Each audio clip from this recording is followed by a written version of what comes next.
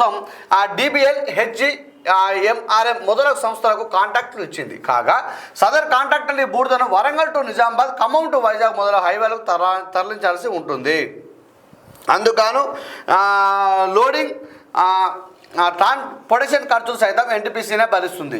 గమ్యానికి చేరే సగమే. గుర్తుపెట్టుకోండి మిత్రులారు. ఇక్కడ అయితే ఇంతవరకు బాగానే ఉన్న అసలు కథ ఇక్కడే మొదలవుతుంది. పై విధంగా లోడ్ అయిన లారీలు సూచించిన నేషనల్ హైవేలకు సగం, మిగతావి దారి మళ్లిస్తారు. హైదరాబాద్, సిద్దిపేట, కరీంనగర్, సుల్తానాబాద్, హన్మకొండ, హుజరాబాద్ మొదలగు ప్రాంతాల్లోని ఇటుక బట్టీలకు అమ్ముకొని కోట్లు గడిస్తూ ఉన్నారు.